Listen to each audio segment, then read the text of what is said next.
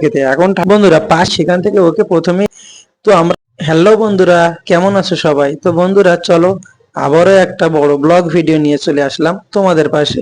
তো দেখো বন্ধুরা, একটা মেলায় ঘুরতে এসেছি। তো দেখো মেলাটা জাস্ট বাইরে থেকে কত সুন্দর লাগছে।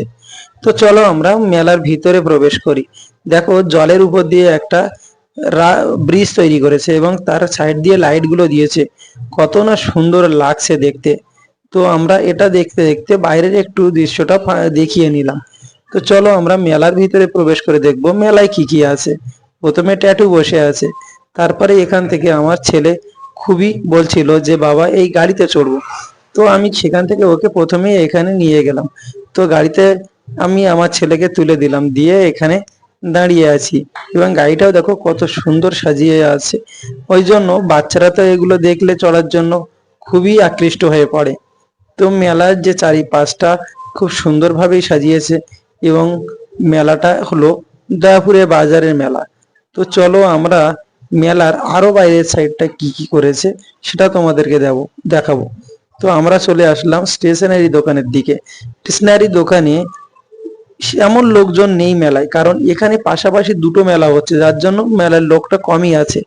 তো আমরা যাব মাকে দর্শন করতে। মাকে দর্শন করার আগে খুব সুন্দর একটা দৃশ্য আমরা দেখলাম। তো এবারে আমরা মাকে দর্শন করব।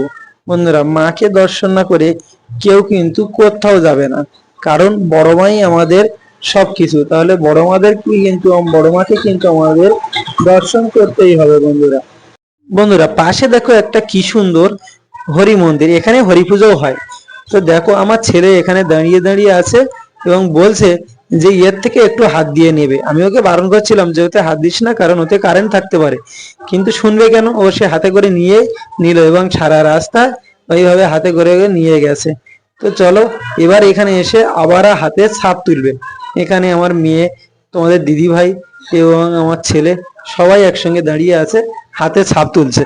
ছাপ তোলা হয়ে গেছে, এখন আমাদের টাকা পেড করতে হবে। কিন্তু এদের এই ছাপ তোলার কালিটা মোটেও ভালো না। দেখো এখানে তুলেছে একটা ভোলে বাবার ডুগডুগি। ছাপটা খুব সুন্দর তুলেছে, কিন্তু কালিটা একদম খুবই বাজে, কারণ এই কালিগুলো সম্পূর্ণ ডলা দিয়ে সব উঠে যাচ্ছে। তো এখান থেকে চলে আসলো ফুচকা খেতে। এখন ঠান্ডার সময় ওকে যেটাই বারণ করা হয় ও সেটাই করবে। বারবার ওকে বলছিলাম ফুচকা খাস না ঠান্ডায়, তবু ও সেটাই জেদ করে খাবে।